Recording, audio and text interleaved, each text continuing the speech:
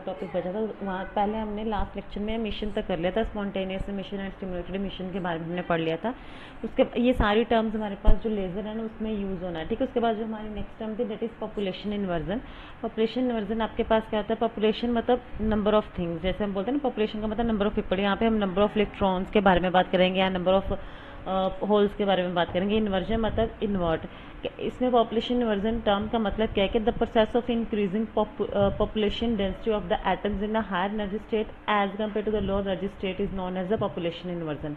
इसका मतलब क्या है, जैसे हमारे पास दो आपके पास एनर्जी स्टेट है, एक आपके पास E1 है, एक E2 है। E1 आपके पास लोअर एनर्जी स्टेट है, E2 आपके पास हाई एनर्जी स्टेट है। जब हाई एनर्जी स्टेट में नंबर ऑफ एटम्स क्या हो जाएंगे, ज़्यादा हो जाएंगे लोअर स्टेट से, तब हम बोलेंगे कि आपके पास कौन सी कंडीशन आ गई है, पॉपुलेशन इन्वर्जन कंडीशन आ गई है। और जब पॉपुलेशन इन्वर्जन कंडीशन होगी तभी लेज़र वर्क करेगी, अदरवाइज लेज़र आपके पास वर्क नहीं करती, ठीक है।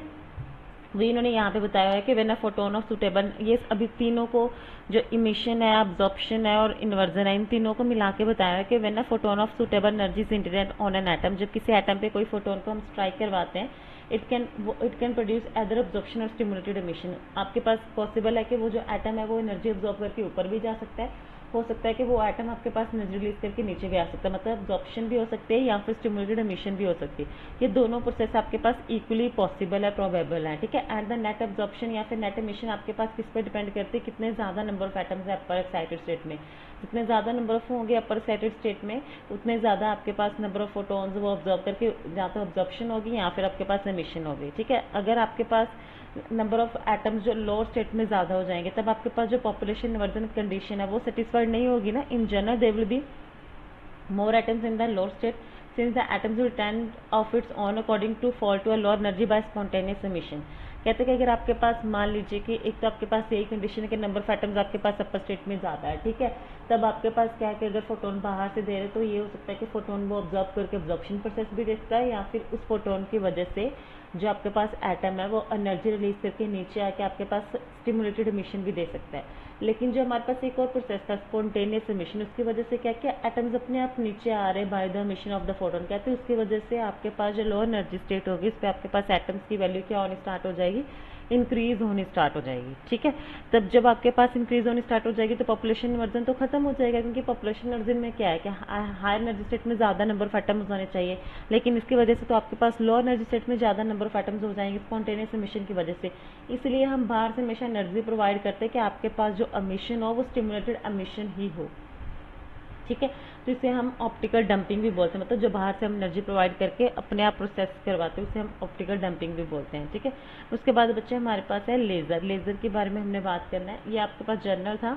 उसके बाद हमारे पास लेज़र है। लेज़र देखो, लेज़र में हमारे पास कितनी लेज़र है, रूबी लेज़र है, हीलियम नियॉन लेज़र है, सेमीकंडक्टर लेज़र है, कार्बन डाइऑक्साइड लेज़र है, गैसियस आयन लेज़र है, ठीक है। हमारे सिलेबस में कौन से लेज़र है, Ruby laser and helium neon laser, ये दोनों लेज़र है। और इन दोनों में लेज़र में से एक लेज़र आपको 7 नंबर की डेरिवेशन आती है या कई बार 10 नंबर की डेरिवेशन भी आती है, ठीक है।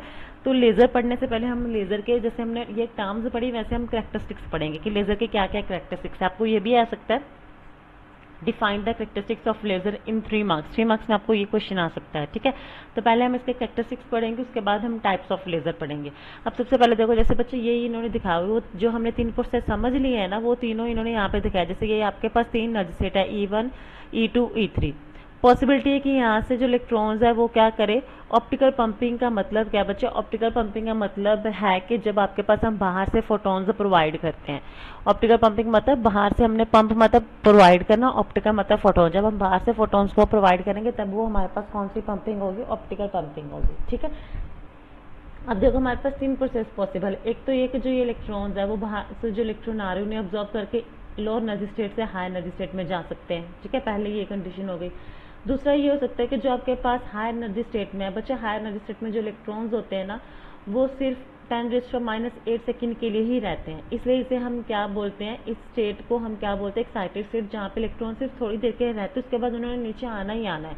और जो वो नीचे आएंगे वो हमेशा किस एमिशन, वो कौन सा प्रोसेस होगा, स्पॉन्टेनियस एमिशन की वजह से ही नीचे आएंगे, ठीक है। हमारे पास 3 स्टेट है, एक हमारे पास ग्राउंड स्टेट है, ये हमारे पास एक्साइटेड स्टेट है, और जो बीच वाला लेवल होगा वो आपके पास कौन सी स्टेट होगी, मेटास्टेबल स्टेट। मेटास्टेबल स्टेट मतलब जहाँ पे आपके पास इलेक्ट्रॉन्स हैं वो थोड़े ज़्यादा टाइम के लिए रुक सकता है। जैसे एक्साइटेड स्टेट में तो इलेक्ट्रॉन -8 सेकंड के लिए रुकेगा, उसके बाद मतलब ये है कि आपके पास इलेक्ट्रॉन ने नीचे आना ही आना है बाय द स्पॉन्टेनियस एमिशन।